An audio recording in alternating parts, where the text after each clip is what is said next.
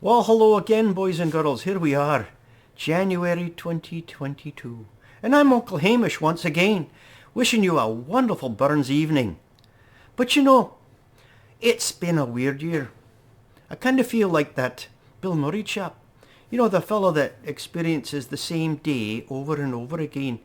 I think they called it Groundhog Day, that's it. And it seems like we're experiencing our own Groundhog time as well. But I think ours is more like a Groundhog year. Anyway, enough of that blathering on. Let's just go back a year to January 2021 and see how we made out on the last Nicht o Loch Doune. God bless you all. And I'll see you next year, maybe.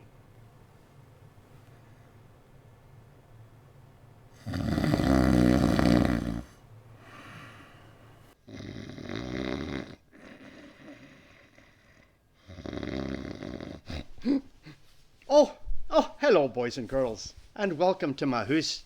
I'm Uncle Hamish, and I'm so glad you've come tonight because we're going to share a wee poem.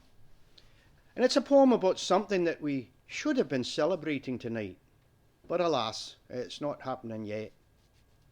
The poem's called The Last Nicht o Loch Doune, and it's written by my good friend Andy and myself, Uncle Hamish.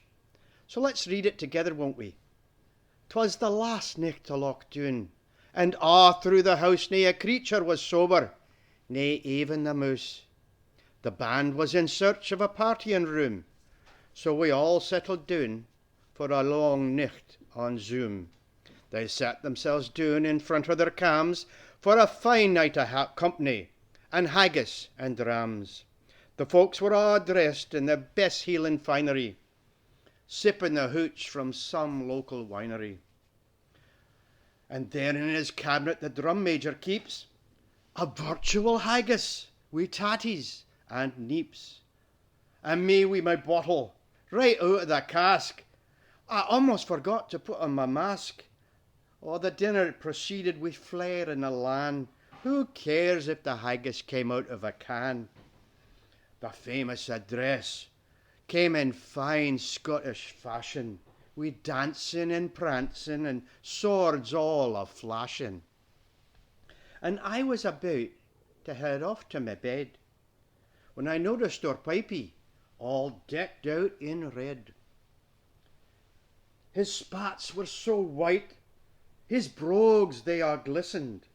He started to speak. We all stopped to listen.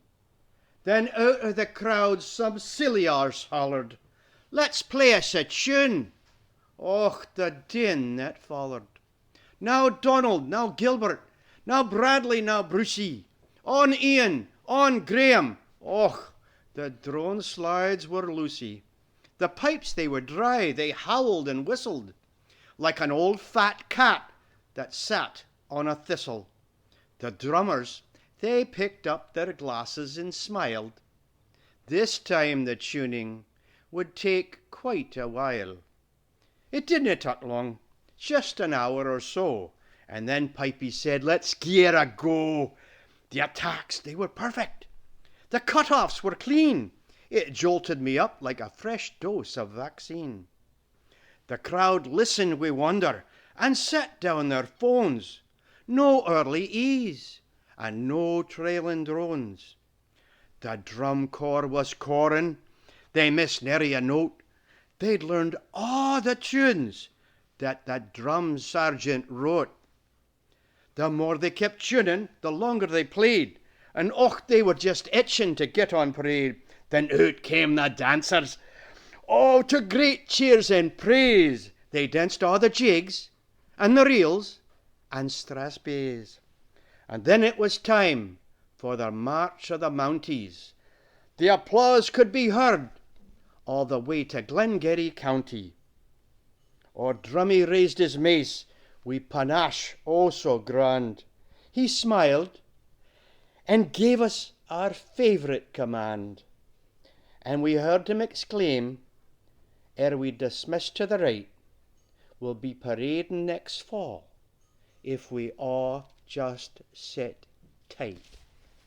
God bless you all and stay safe It's Uncle Hamish going back to sleep now.